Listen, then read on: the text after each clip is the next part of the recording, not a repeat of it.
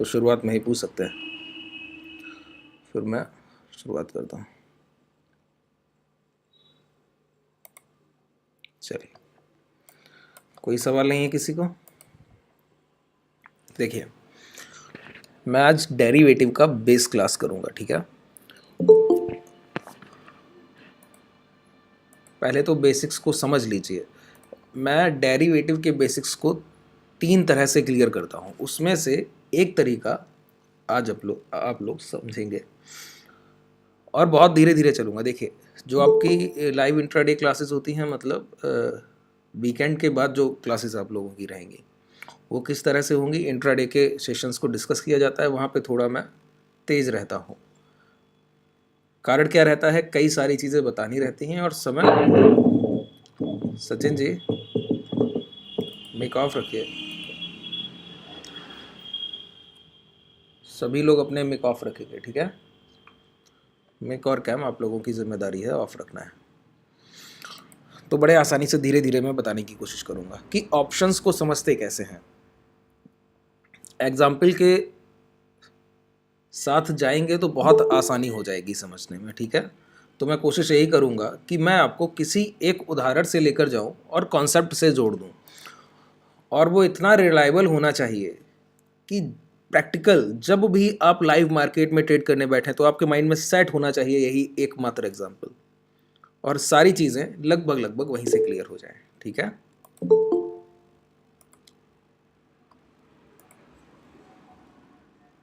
चलिए, late join करते हैं सर, अभी भी काफ़ी लोग नहीं ज्वाइन किया। देख लेते हैं, आसानी से चलते हैं। अगर ऑप्शंस को समझना हो, डेरिवेटिव को समझना हो, तो क्या ज़रूरी है? पहले तो उसकी हिस्ट्री को समझ लेना ज़रूरी है। अगर मैं आपसे पूछूं कि इस बाज़ार में ऑप्शंस की ट्रेडिंग की ज़रूरत कैसे महसूस की गई होगी, कारण क्या रहा होगा। हालांकि तरीका काफ़ी रिलायबल है, समझने लायक भी है, लॉजिकल भी है। आप बताइए खुद से सोचकर, अगर इंडियन मार्केट एनएसई और बीएसई में अगर सिर्फ आप मात्र, बिल्कुल सर, हैजिंग के पर्पज से किया गया, लेकिन क्या हैजिंग मात्र एक पर्पज रहा? क्या नहीं, कई। देखिए, कितनी चीज़ें एक साथ देखनी होती हैं। हम लोग जो ऑप्शंस को ट्रेड करते हैं ना, वो एक यूरोपियन सेगमेंट है, एक अमेरिकन सेगमेंट है और एक यूरोपियन सेगमेंट है। हम लोग क्या करते हैं, यूरोपियन सेगमेंट को कॉपी पेस्ट किया हुआ है। क्या कारण है, तरीका क्या होता है इसका? हम लोगों का एक वीकली या मंथली एक्सपायरी होता है, किसी भी ऑप्शन का वीकली या मंथली एक्सपायरी हम लोग ट्रेड करते हैं। तो कॉन्ट्रैक्ट के एक्सपायर होने का एक दिन है, वो डिसाइड पहले से तय किया गया है। अमेरिकन सेगमेंट ऐसा नहीं है, आप किसी भी दिन किसी भी कॉन्ट्रैक्ट को क्लोज कर सकते हैं। इस पूरे कॉन्ट्रैक्ट को, मैं यहाँ पे कॉन्ट्रैक्ट नाम ले रहा हूँ, मतलब कोई समझौता, कोई डील दो लोगों के बीच में। बाजार में कौन से दो लोग हैं सर? बायर एंड सेलर्स, दो ही हैं, खरीदार और बिकवाल। इनके बीच अगर कोई भी समझौता किया जाएगा तो वो किस किस तरह से हो सकता है, तो समझिए ज़रा, कॉन्सेप्ट को समझिए। जब यूरोप में ये डेरिवेटिव का कॉन्सेप्ट इंट्रोड्यूस किया गया होगा तो कारण क्या रहे होंगे। जैसे आपका बाजार है, निफ्टी और बैंक निफ्टी आप लोग बेसिक ट्रेड करते हैं, लगभग ज़्यादातर ट्रेडर्स प्रेफर करते हैं, मैं भी बैंक निफ्टी ही प्रेफर करता हूँ। अगर निफ्टी और बैंक निफ्टी को ट्रेड करने के लिए ऑप्शंस ना हो, डेरिवेटिव्स ना हो, तो क्या ट्रेड करना संभव होगा? नहीं होगा, सीधा सा आंसर है। क्योंकि आप इक्विटी की तरह उनको नहीं खरीद सकते, या तो फ्यूचर के थ्रू जाएंगे या फिर ऑप्शंस को ट्रेड कर पाएंगे। अगर अपने बाजार में सिर्फ जितने भी लोग आप लोग क्लास में हैं, सबके इस बाजार में आने का एकमात्र कारण जरूर कहीं ना कहीं रहा होगा डेरिवेटिव, ऑप्शंस ट्रेडिंग। और अगर ये नहीं भी रहा तो बाजार में आने के बाद यही एक कारण रह गया ट्रेडिंग का।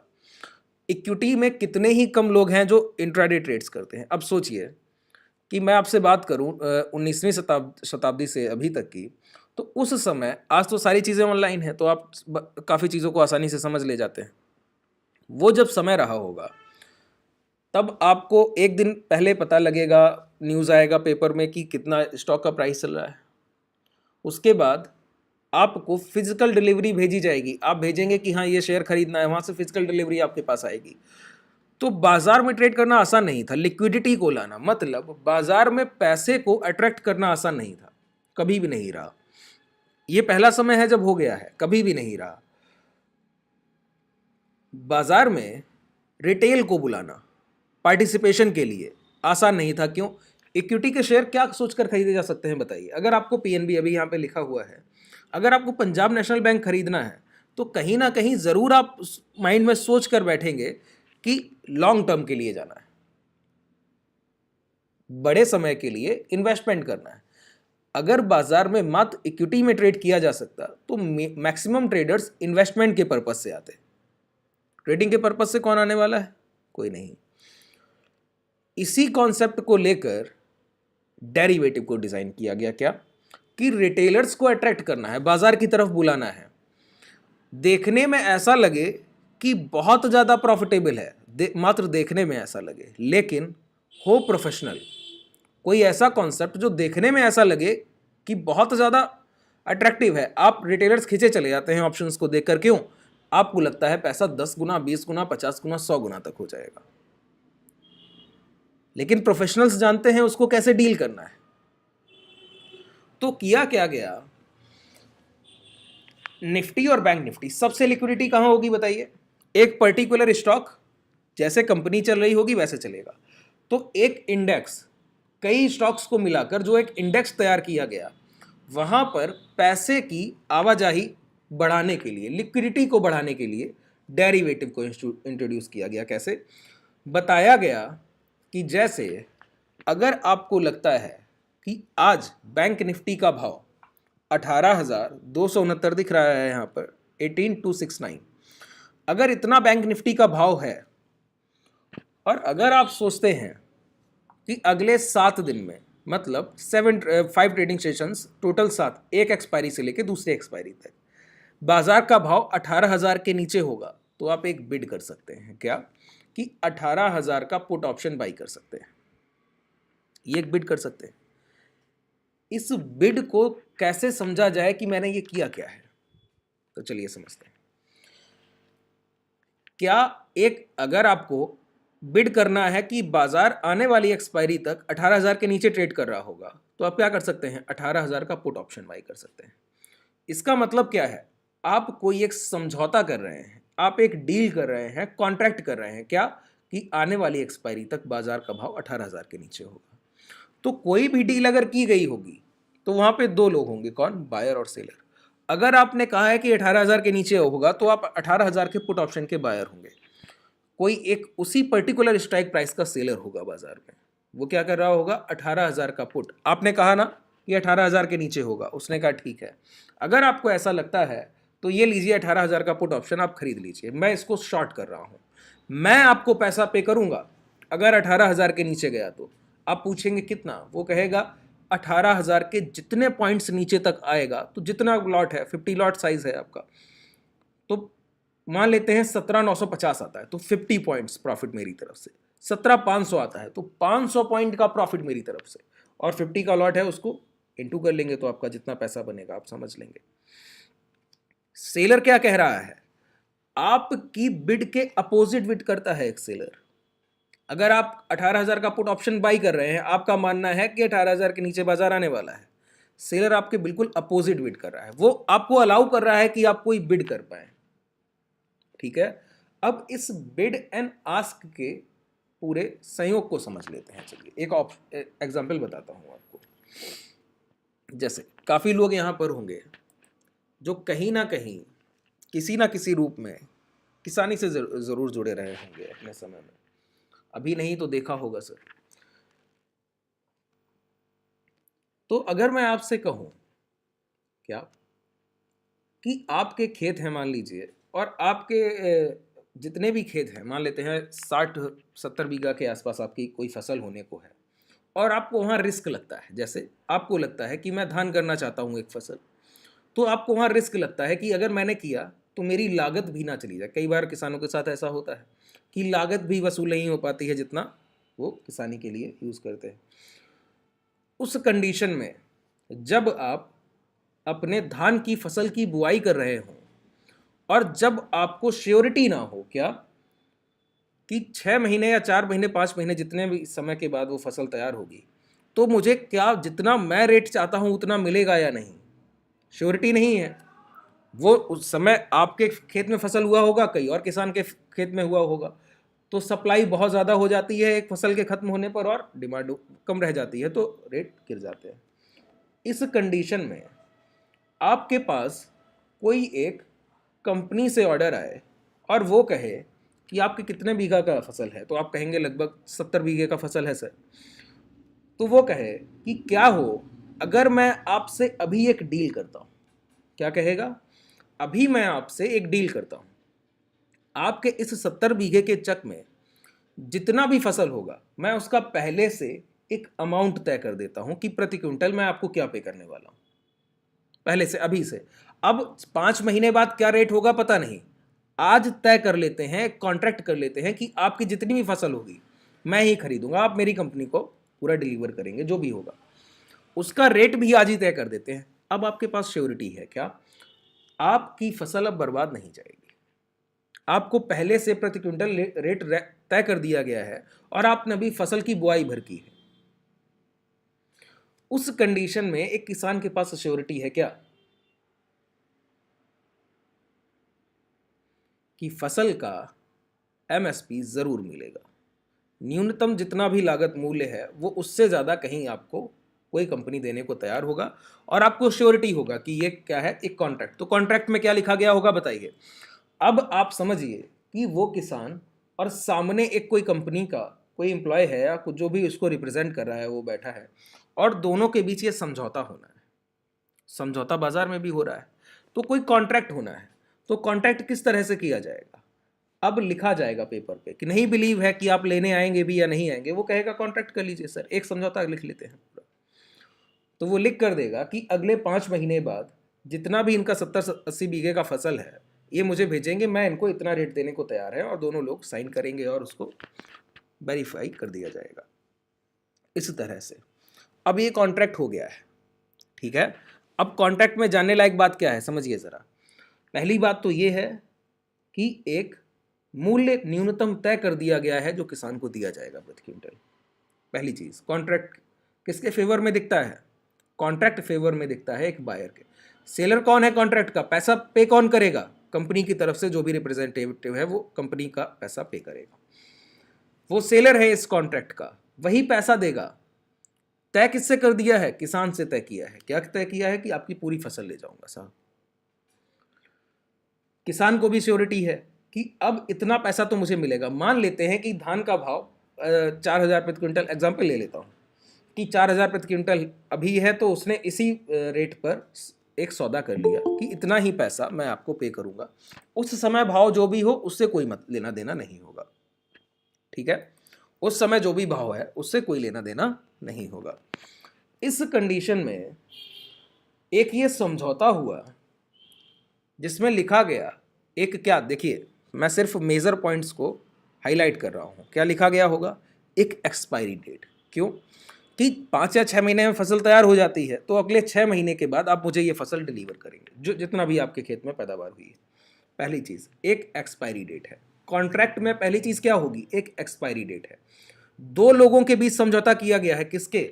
एक बायर है, मतलब जो खरीदना चाहता है इस फसल को, वो इसका पूरा पैसा पे करेगा, और एक सेलर है किसान। देखिए ये अलग प्रोस्पेक्टिव में बता रहा हूं, उधर सेलर वही है इंस्टीट्यूशन की तरफ से, देखने में ऐसा लगता है कि वो खरीदार है, और इधर से किसान फसल भेजेगा। दोनों चीजें क्लियर हो गई हैं। अब यहां पे समझिए, ये किसान के पास एक कॉन्ट्रैक्ट रह जाता है क्या? 70 बीघे की फसल का एक कॉन्ट्रैक्ट है उसके पास, जिसका न्यूनतम मूल्य 4,000 प्रति क्विंटल तय कर दिया गया है। ये जो कॉन्ट्रैक्ट है ये हुआ है एक कंपनी, बहुत धीरे धीरे मैं चल रहा हूं, आप भी बहुत धीरे धीरे समझते हुए आगे बढ़िए। एक कंपनी और एक किसान के बीच हुआ। यहां पे कोई बीच में तीसरा पार्टी आपको नहीं दिख रहा है। क्यों? कॉन्ट्रैक्ट जिस दिन हुआ है मैं उस दिन की बात कर रहा हूं। क्या कह रहा हूं? कि एक किसान और एक कंपनी के बीच में ये कॉन्ट्रैक्ट किया गया कि अगले 5 महीने में इस किसान के खेत में जितना भी फसल होगा प्रति क्विंटल पहले से भाव तय कर दिया गया। अब समझिए, ये कॉन्ट्रैक्ट रखा है किसान के पास। अगर सेलर, पैसा कौन पे करेगा? कंपनी से आएगा। फसल किसको देना है? किसान को देना है। इस कॉन्ट्रैक्ट को लेके वही किसान अब अपने पूरे गांव भर में घूमे और कहे कि देखिए, मेरा 4,000 प्रति क्विंटल का रेट मुझे तय कर दिया गया है अगले 6 महीने के बाद, और ये मेरे पास एक समझौता है, डील है, पेपर है उसके। ये अगले 1 महीने बाद सिचुएशन ऐसी आए कि गांव भर में पता है कि इसका रेट पहले से तय है, और अचानक से धान के भाव में गिरावट देखने को मिले कि 4,000 क्विंटल का उसका कॉन्ट्रैक्ट है और उस धान का भाव ही बाजार में 2,000 प्रति क्विंटल आ गया है। इस कंडीशन में क्या होगा पता है? उस समझौते का वैल्यूएशन बढ़ जाएगा। जो समझौता हुआ है ना 4,000 प्रति क्विंटल का, उसका वैल्यूएशन बढ़ जाएगा। अब होगा क्या? देखिए, एक दिन कॉन्ट्रैक्ट बनाया गया और एक्सपायरी है 6 महीने के बाद। बीच में आपको समझ आएगा कि कुछ नहीं किया जा सकता है, कितनी संभावनाएं हैं इस बीच में, जरा देखिए। वहीं पे किसान के माइंड में ये आए कि मैं एक्सपायरी तक क्यों वेट करूं, अगर मैं इस कॉन्ट्रैक्ट का फायदा अभी उठा सकता हूं। कैसे?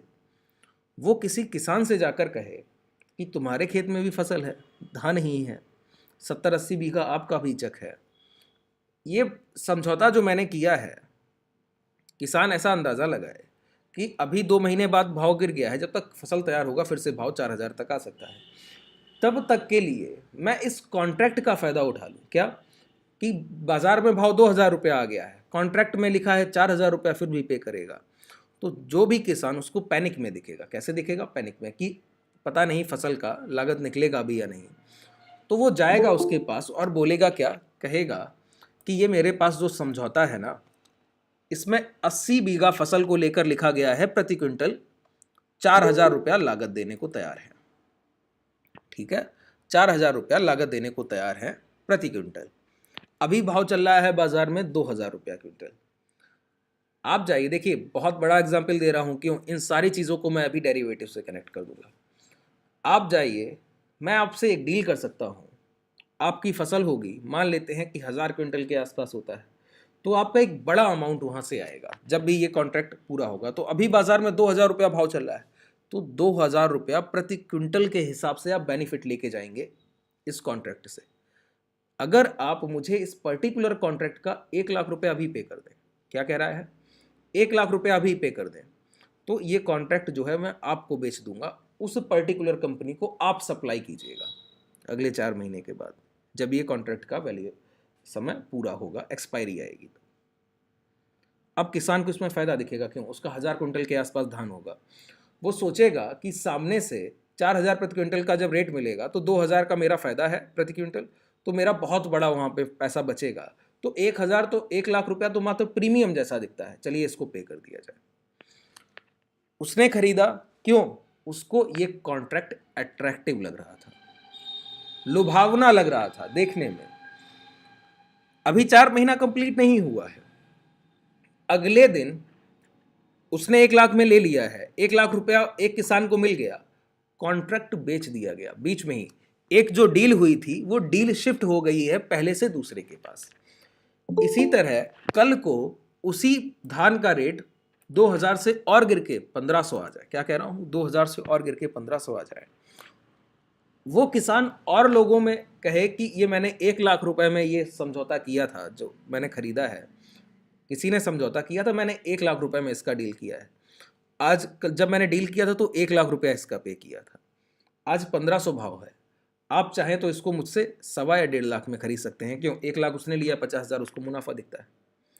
तो फिर कोई किसान गांव में से तैयार हो जाता है और उसका 1.5 लाख पे कर देता है। फिर ऐसे ही आगे एक ही समझौता है सभी किसानों के पास, अब वैल्यूएशन के साथ बढ़ता जा रहा है। अब मान लीजिए एक्सपायरी तक क्या हो, जब एक्सपायरी आने को हो, उस 4-5 महीने पूरे होने को हो, तो अचानक से धान के प्राइस में बहुत ज़्यादा बढ़ोतरी हो और भाव दोबारा से 4,000 पहुंच जाए। अब बताइए, उस पूरे कॉन्ट्रैक्ट का कोई ज़ीरो वैल्यू होगा? क्यों? बाजार का रेट भी वही है, वही आपके कॉन्ट्रैक्ट में है, कोई क्यों उसका प्रीमियम पे करेगा 1.25 लाख 1.5 लाख? मतलब कमाई कौन करके गया है? जिसने कॉन्ट्रैक्ट को सही समय पर उसका मुनाफा ले लिया, सही समय पर, कॉन्ट्रैक्ट के एक्सपायरी का वेट नहीं किया। आज फिर 4,000 मूल्य है बाजार में, तो अपनी फसल तो वो जाके डायरेक्ट बाजार में भी बेच लेगा, किसी भी गल्ला आड़त पे दे देगा सर। बात समझ आ रही है? आप समझिएगा ये क्या था, यहां पे क्या हुआ, एक कॉन्ट्रैक्ट बिल्ड किया गया है, उसमें एक बायर और सेलर का होना जरूरी था। ठीक है, देखने में कैसा लगता है? अट्रैक्टिव लगता है। जैसे समझिए, अगर मैं आपसे कहूं, पूरे कॉन्सेप्ट से जितने लोग जुड़ जाएंगे यहां पर, उतना बेहतर आपके आने वाले समय में ट्रेडिंग हो जाएगा। अगर मैं आपसे कहता हूं एक्सपायरी कब है ये आने वाला, जरा बताइए। 22 दिसंबर होगा। चलिए देखते हैं। अभी बैंक निफ्टी का भाव चल रहा है, सॉरी निफ्टी का भाव चल रहा है 18,269। बैंक निफ्टी को लगा तो बेहतर समझेंगे आप, मैक्सिमम ट्रेडर्स वही ट्रेड करते हैं। इसको हटा देता हूं। बैंक निफ्टी कितना चल रहा है? 43,200। अब मैं आपसे यहां क्या कह रहा हूं, अगर मैं दो ऑप्शंस यहां पे ऐड करता हूं, ध्यान से सुनिएगा। पहला है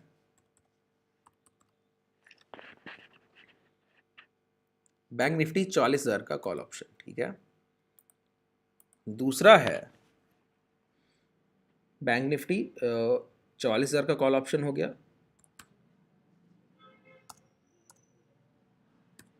42,700 पुट ऑप्शन।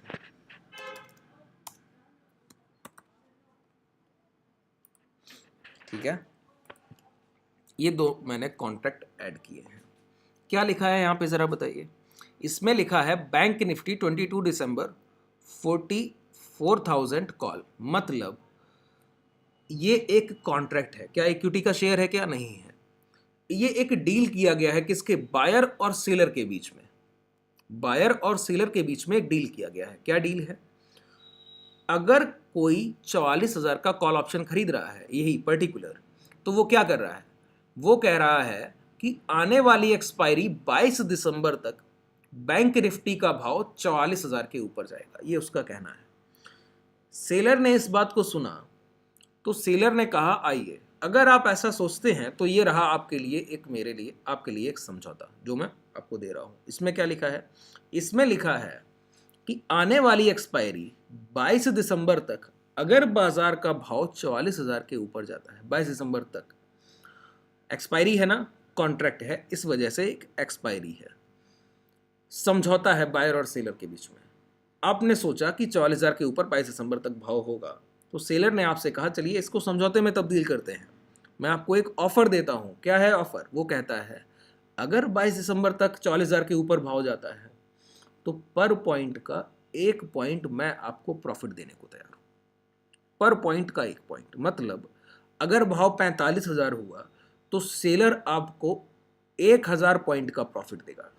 25 का लॉट है, ठीक है। कितना पैसा हो गया? अगर 44,500 भाव हुआ तो 500 पॉइंट का प्रॉफिट देगा। अगर 44,200 भाव हुआ तो 200 पॉइंट का प्रॉफिट देगा। लेकिन सेलर क्या कहता है इसी के साथ कि ये जो कॉन्ट्रैक्ट है ना, मैं आपको समय दे रहा हूं। क्या दे रहा हूं? समय। आज जो डेट है, अभी आपको लगभग 4 ट्रेडिंग सेशन मिलेंगे 22 दिसंबर तक। कल का दिन निकलेगा और फिर आपको थर्सडे तक 4 ट्रेडिंग सेशन मिलेंगे। अभी बाजार का भाव है 43,200, 800 पॉइंट दूर है 44,000। तो जो ये 4 दिन का मैं आपको समय दे रहा हूं ना, कि 44,000 तक भाव जा सके और उसके ऊपर भी निकल सके, आपका मानना है 22 दिसंबर तक जाएगा, तो ये जो समय है इसका आप मुझे प्रीमियम पे कीजिए। वहां पे क्या हो रहा था? समय था 2 महीने बाद, किसका? वो जिसमें धान का वैल्यू लिखा था 4,000 प्रति क्विंटल। आज धान का वैल्यूएशन गिर गया, फिर कोई सोच रहा है कि नहीं, अगर मुझे अभी 4,000 इसका भाव मिल सकता है 2 महीने बाद, तो इस कॉन्ट्रैक्ट को मैं पहले ही कर लूं। तो उसने क्या किया? 1,00,000 रुपया पहले ले लिया। किसका? समय का ले लिया ना। समय दे रहा है कि 2 महीने बाद भी बेचेंगे तो भी ये भाव मिलेगा, श्योरिटी दे रहा है। तो सेलर क्या कहता है? सेलर कहता है ये जो मैं आपको 4 दिन का समय दे रहा हूं और प्रॉफिट देने का वादा कर रहा हूं, समझौता है ना, कॉन्ट्रैक्ट है, तो 4 दिन का समय दे रहा हूं और उस 4 दिन के अंदर अगर भाव 44,000 के ऊपर जाता है तो प्रॉफिट देने का वादा करता हूं कि जो भी जितना ऊपर जाएगा, जितने पॉइंट्स अपसाइड, उतना आपका मुनाफा। तो इसके लिए आप मुझे एक प्रीमियम पे कीजिए। ये जो कॉन्ट्रैक्ट है इसका एक प्रीमियम पे कीजिए। क्या प्रीमियम है? ये है 48 पॉइंट्स। ये जो 48 रुपया लिखा है, अगर आप 44,000 का एक कॉल ऑप्शन बाई करते हैं तो ये आप एक प्रीमियम पे कर रहे हैं किसको? सेलर को। जिससे आप कहते हैं कि भाव 44,000 के ऊपर जाएगा, वो कहता है ठीक है आप मुझे 48 पॉइंट पे कर दीजिए। अगर 44,000 के ऊपर जाता है तो जितना अपसाइड मूवमेंट होगा 44,000 के ऊपर, वो सारा पैसा आपका। सेलर आपके अगेंस्ट बिड कर रहा है। कॉन्ट्रैक्ट समझौता हुआ है बायर और सेलर के बीच में। अब समझिए, अगर 22 दिसंबर तक भाव यहां से चलने की शुरुआत करे, 22 दिसंबर तक भाव यहां से चलने की शुरुआत करे, ठीक है, ये है 44,000।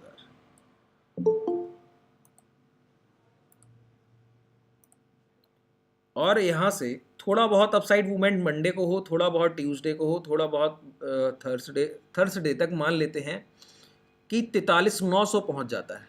आपने बिड किस लिए किया है बताइए? आपने अपसाइड मूवमेंट के लिए बिड किया है।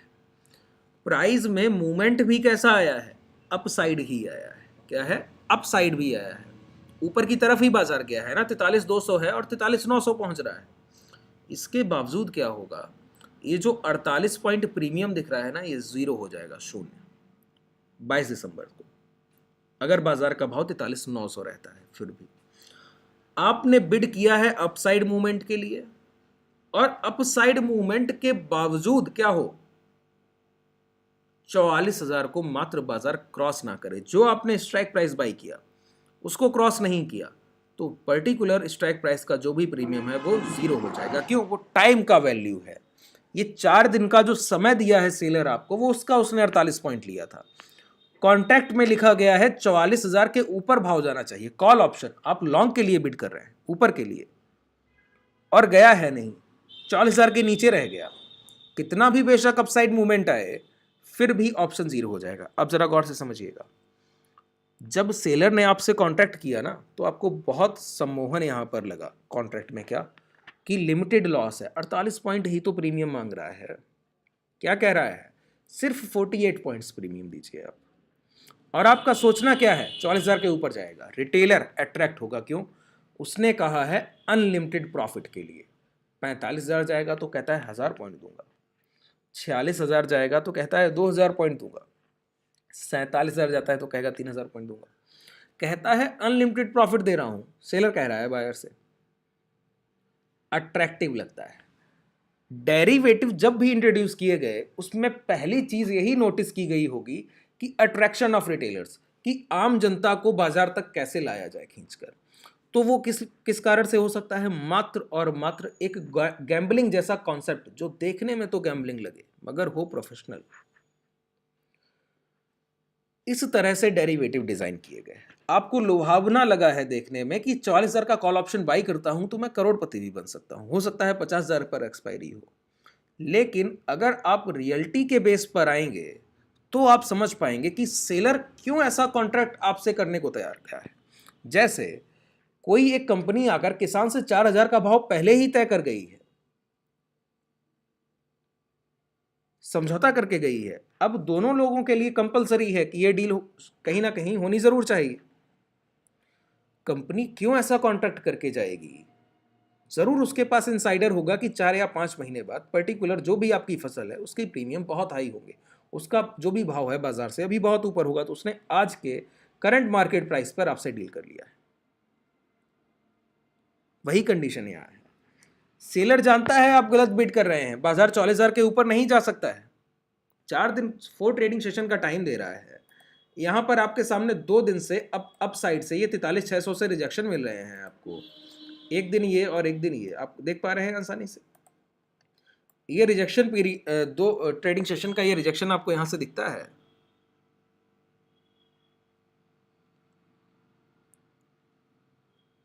और बाजार यहां से निकले और 800 पॉइंट ऊपर तक भी रैली करे तो भी प्रीमियम जीरो होगा। बिड तो 44,000 के ऊपर का है।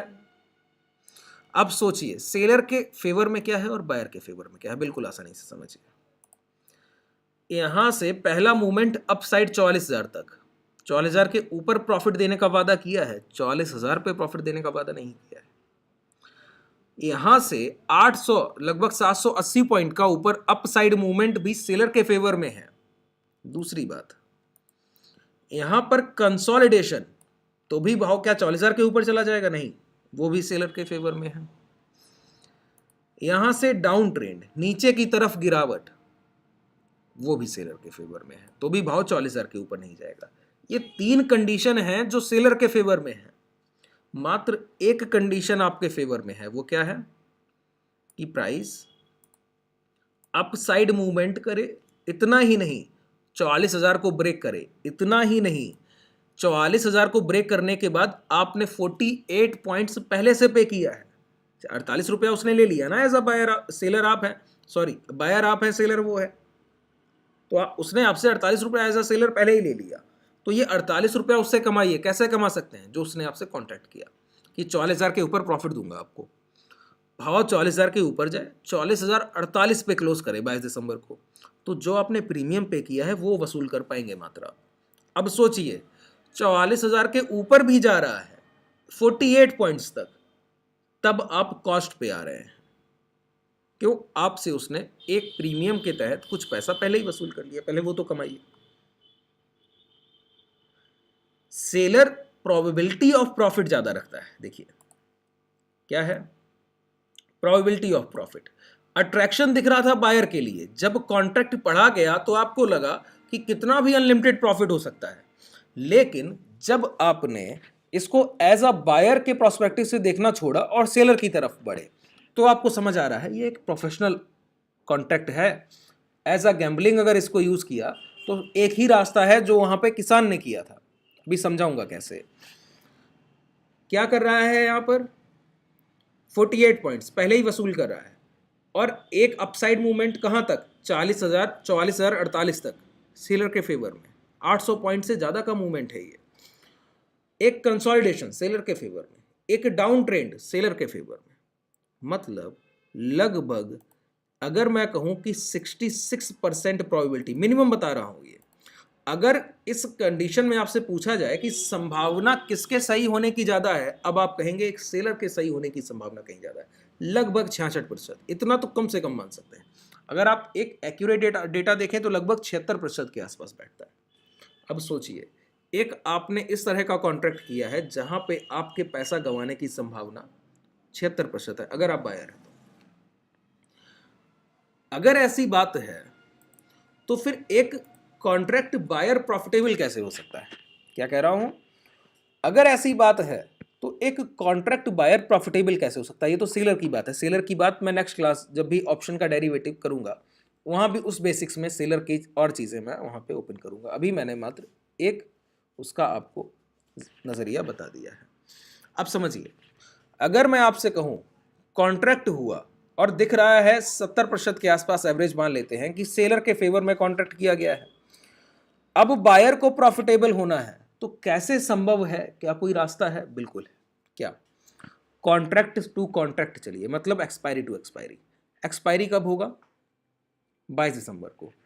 अगर आप कुछ ऐसा कर पाते हैं कि कभी भी इस कॉन्ट्रैक्ट के प्रीमियम कब बढ़ेंगे और कब घटेंगे, ऐसा कुछ अगर आप प्रिडिक्ट कर पाते हैं इस एक्सपायरी टू एक्सपायरी में, अभी 4 ट्रेडिंग सेशन है, किसी समय बाजार में आपको फील हो कि इस कॉन्ट्रैक्ट का वैल्यूएशन बढ़ सकता है, कैसे बढ़ेगा बताइए, ध्यान से सुनिएगा। मैंने किसान और जब वहां पर आपको एग्जाम्पल दिया तो आपने एक चीज गौर की कि जब जब धान के भाव गिर रहे थे बाजार में तो उस कॉन्ट्रैक्ट का वैल्यू बढ़ रहा था। एक किसान ने क्या किया, उसका 1 लाख रुपया दे दिया, क्यों, 2,000 रुपया बाजार का भाव है और कॉन्ट्रैक्ट में लिखा है 4,000 रुपया भाव। वैल्यूएशन, कॉन्ट्रैक्ट का वैल्यूएशन एक्सपायरी से पहले बढ़ गया।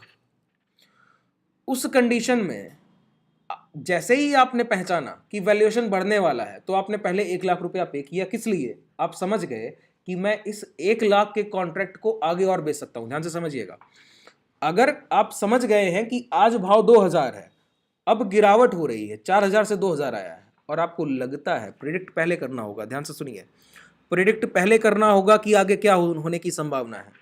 आप जब समझ जाएं, बिल्कुल क्लियर हो कि भाव 1500 भी भाव धान का आ सकता है, तो आप क्या करेंगे, उसका पहले कॉन्ट्रैक्ट का 1 लाख रुपया पे करेंगे एज अ प्रीमियम, खरीद कर अपने पास रख लेंगे। जैसे ही 1500 भाव आया, आप बाजार में फिर निकलेंगे, कहेंगे 2000 पे जब भाव था तो मैंने ये कॉन्ट्रैक्ट खरीदा था 1 लाख में, आज 1500 है, 1.5 लाख कोई देने को तैयार है क्या? मतलब एक एक्सपायरी से लेके दूसरी एक्सपायरी के बीच में जो इन स्ट्राइक प्राइस के प्रीमियम्स को ट्रेड कर सकता है वही बायर है। जो बाजार की कंडीशन को देखकर यह समझ जाए कि इस पर्टिकुलर स्ट्राइक प्राइस के वैल्यूएशन कब बढ़ने वाले हैं, वही बायर है। कैसे? अगर आपको लगता है, समझिएगा, यहीं पे आएगा प्राइस एक्शन। क्या है प्राइस एक्शन? अब ये चार्ट यहां पर आपके सामने है, प्रीवियस ट्रेडिंग सेशन। अब हम लोग तो ट्रेड करके चले गए साहब, मॉर्निंग प्रॉफिट्स बुक किए होंगे आप लोगों ने, उसके बाद पोजीशन भी लेके गए हैं शॉर्ट का, वहाँ भी लगभग प्रॉफिट आने की संभावना ही होगी। क्या था कारण? कि हम लोग डे लो के पास क्लोज कर रहे थे। ध्यान से सुनिएगा, अगर कल के दिन क्या हो कि प्राइस यहां पे कंसोलिडेशन करे, और जो आपने सीखा है कि थोड़ा सा रिजेक्शन लेके दोबारा से यहीं लौटे और इस कंसोलिडेशन के हाई ब्रेक कर दे, अपसाइड हाई ब्रेक कर दे। क्या कह रहा हूं? अपसाइड ये हाई ब्रेक कर दे, तो एज अ ट्रेडर आप समझ जाएंगे कि भाव ऊपर की तरफ जा सकता है। बैंक निफ्टी का भाव ऊपर की तरफ जा सकता है। जब ये अपसाइड मूवमेंट हो सकेगा, कैसे? आपने कैसे देखा? प्राइस एक्शन को देखकर भाव को समझा तो आप कह पाए कि अपसाइड मूवमेंट हो सकता है। अब सुनिए, 43,200 का भाव है अभी बैंक निफ्टी का, आपने समझ लिया 43,300 के आसपास कि अभी और ऊपर जाना है, ब्रेकआउट हुआ है ना, तो मिनिमम भाव कहां जाएगा? भाव जाएगा, मान लेते हैं 43,500, एग्जाम्पल लेते हैं, 300 पे आपने पकड़ लिया कि 500 तक जाएगा, तो आप क्या करेंगे? आप समझ जाएंगे कि अब क्या होगा बाजार में। 43,300 पे अगर 44,000 के कॉल ऑप्शन का प्रीमियम कितना है? फुट मान लेते हैं कि 48 ही रुपया है, आपने कैच कर लिया कि 500 तक जाएगा, तो आप क्या करेंगे? आप समझ जाएंगे अब 44,000 के कॉल ऑप्शन का प्रीमियम अगर 43,300 पे जब बाजार ट्रेड कर रहा है तब 48 रुपया है। जब 43,500 ट्रेड करेगा उस समय इस कॉन्ट्रैक्ट का प्रीमियम हो सकता है 70 या 80। आपने एनालाइज कर लिया, तो आपने क्या किया? अब कॉन्ट्रैक्ट एक्सपायर होने से पहले उसको ट्रेड कर लिया है बाजार में। कैसे? आपने खरीदा जब बाजार का भाव 43,300 है, 48 रुपए पर, जैसे ही 43,500 गया आप दोबारा बाजार में निकले, मैंने तब खरीदा था जब 43,300 भाव था, 48 रुपए पर, अब इसका भाव 70 है, आप बेचकर निकल जाएंगे। मतलब जब तक आपकी प्राइस एक्शन पर इतनी बेहतरीन पकड़ नहीं है कि आने वाले जो भी सिनेरियोस बाजार में है, up side movement, down side movement, उसको आप कैप्चर नहीं कर पाते हैं, तब तक आप बायर नहीं हो सकते। बायर एक्सपायरी के बीच में प्रीमियम्स को ट्रेड करता है, कॉन्ट्रैक्ट को बाई सेल करता है। जब उसको लगता है सस्ता वैल्यूएशन है, खरीद लेगा, हाई पर बेच देगा। अब अचानक से आप गलत होते हैं। सोचिए, 43,300 पे आपने खरीदा 48 पे, क्या सोचकर कि 43,500 तक भाव जाने वाला है। अचानक से 43,300 से भाव लौटा और 250 आ गया, आपको लगेगा ना कि कहीं गलत सौदा तो नहीं कर लिया है। यही आपका स्टॉप लॉस है। 48 पे खरीदा था, आपने सोचा था 70 पे बेचूंगा, अचानक से भाव गिरा 250 आ गया, तो कॉन्ट्रैक्ट का प्रीमियम कितना होगा? 40। आप काट के निकल जाइए, किसी और को सौदा काट दीजिए एज अ बायर। क्यों? क्योंकि 40,000 अगर नहीं गया तो वैसे ही जीरो होना है, मैं बस बीच के प्राइस का फायदा उठा रहा हूं, वैल्यूएशन के कम ज्यादा होने का फायदा उठा रहा हूं। अल्टीमेट रिजल्ट, जैसे यहां से चल के आज के दिन चला भी जाए 43,500, तो अचानक से गया है ना, तो 48 का प्रीमियम अचानक से 70 होगा, 70 होते ही आपने कॉन्ट्रैक्ट किसी और को सेल करके निकल गए। अब मान लेते हैं कि 43,500 पे अगले 3 दिन तक, आइडियल कंडीशन में मान रहा हूं कि अगले 3 दिन तक 43,500 पे ही कंसोलिडेशन हो जाए, प्राइस क्या करे? यहीं रुका रहे। अब एक दिन रुकेगा तो 70 से प्रीमियम 60 आएगा। क्यों? 40,000 अभी भी दूर है। कॉन्ट्रैक्ट में क्या लिखा है बताइए? 40,000 के ऊपर प्राइस आएगा तो प्रॉफिट देगा सेलर, और दूसरी कंडीशन में किसी में प्रॉफिट नहीं देगा। तो कॉन्ट्रैक्ट का वैल्यूएशन अचानक से ऊपर गया था। अब एक दिन कंसोलिडेशन हो गया, मंडे को प्राइस खुला और ट्यूसडे तक 43,500 पर ही है, तो जो 70 प्रीमियम गया था वो प्रीमियम डिके होते होते 55 या 60 दोबारा आ जाएगा। अगर एक दिन और रुकता है तो 55 या 60 का प्रीमियम 40 आ जाएगा। एक दिन और रुकता है तो एक्सपायरी पास आ गई तो वो नियर बाई जीरो होगा। अगर 43,500 पर ही एक्सपायरी हो तो स्ट्राइक प्राइस जीरो हो जाएगा। मतलब आपने सिर्फ एक प्रीमियम के वैल्यूएशन का फायदा उठा के निकल गए। इससे एक चीज और क्लियर होती है, ऑप्शन बायर कभी भी ट्रेड को ओवरनाइट होल्ड नहीं कर सकता है। क्यों? प्रीमियम डिके का खतरा है। ऑप्शन बायर का क्या है? प्रीमियम डिके का। आप लोग कई बार ऑप्शंस को बाई करते होंगे, वहां पर सबसे बड़ी तकलीफ क्या आती है बताइए? सबसे बड़ी आपके सामने जो तकलीफ है वो ये है कि अगर आपने 44,000 का कॉल ऑप्शन तब बाई किया है जब बाजार का भाव 43,200 है, अब 43,200 ही भाव है एक दिन तक, अगले एक दिन तक, और बाजार ना अप साइड मूवमेंट कर रहा है ना डाउन साइड, तो 48 का भाव 40 रह जाता है एक दिन के बाद। फिर आप सोचते हैं कि बाजार का भाव तो वहीं का वहीं है, लॉस मैंने फिर भी कर लिया है। कारण क्या है? कारण यही है, क्या? Premium decay. क्योंकि आप कोई इक्विटी का स्टॉक खरीद कर नहीं बैठे हैं, आप किसी कंपनी में शेयर होल्डिंग लेके नहीं बैठे हैं, आपने प्राइस का सौदा किया है, भाव का सौदा किया है, आपने कुछ पर्टिकुलर बिड किया है। अगर आप बिड करने में स्ट्रांग नहीं हैं तो आप लॉस करेंगे। क्यों? अल्टीमेट रिटर्न सेलर ले जाएगा। तो अगर आप बिगिनर हैं तो आपको क्या करना चाहिए बताइए?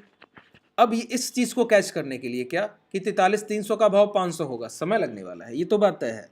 आप इतने परिपक्व हो कि भाव को बढ़ते हुए पकड़ लें कि आधे एक घंटे बाद कहां होगा, या गिरते हुए पकड़ लें कि आधे एक घंटे बाद कहां होगा।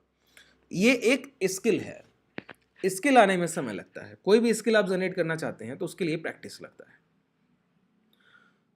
जब तक स्किल आएगा और तब तक अगर आप ऑप्शन बायर ही बने रहे तो कितना पैसा आपने आज तक कमाया होगा जो बाजार को दे पाएंगे लॉसेस के रूप में?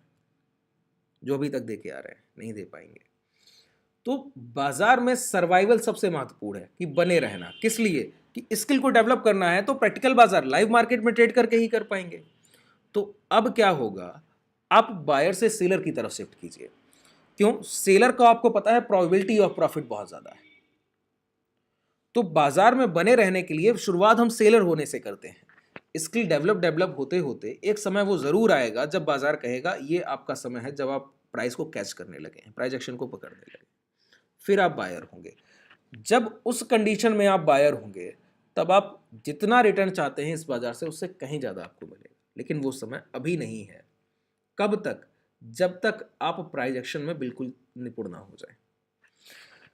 मैंने एक सेलर और बायर की बात की, उससे ये तो क्लियर हो गया कि सेलर और बायर में कौन प्रॉफिटेबल किस कंडीशन में है। क्या सेलर तब प्रॉफिटेबल है?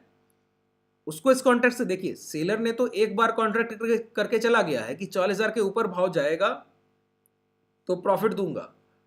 अब एक बायर ने 48 पे खरीदा, दूसरे को 40 पे बेच दिया, दूसरे ने 40 पे खरीदा, तीसरे को 50 पे बेच दिया, तीसरे ने 50 पे खरीदा, चौथे को 70 में बेच दिया, चौथे ने 70 में खरीदा, उसने 40 में काटा, पांचवें ने 40 पे खरीदा, उसने 30 पे काटा। तो देखिए सेलर तो अपना कॉन्ट्रैक्ट करके शांत बैठा है। अब उसी में लड़ झगड़ कौन रहे हैं? बायर्स। एक से दूसरा खरीदता है, दूसरे से तीसरा, उसी में लॉस और प्रॉफिट होते जा रहे हैं। क्यों?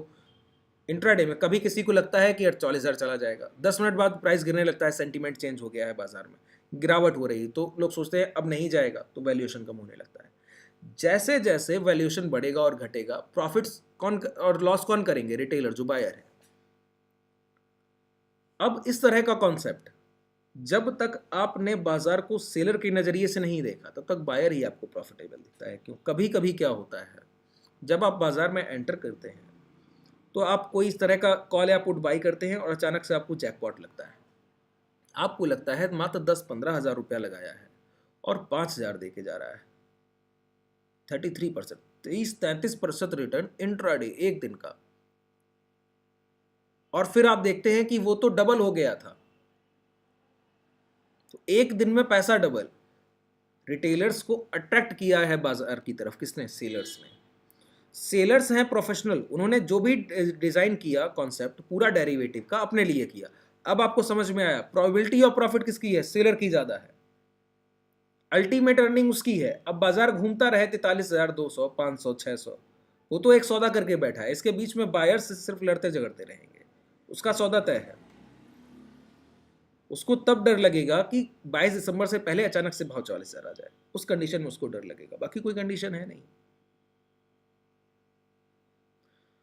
तो प्रोफेशनल्स अपनी तरह से यूज करते हैं, क्यों, उनका तो अल्टीमेट रिटर्न है ही। एंड ऑफ द रिजल्ट क्या है, किसी भी आउट द मनी ऑप्शन का जीरो हो जाना। जैसे 44,000 यहाँ पे जीरो हो जाएगा, कितना भी 43,500 बना रहे 600, 700, 800, फिर भी ये जीरो हो जाएगा। क्यों, सौदा किया गया है 44,000 के ऊपर का, बाजार गया नहीं।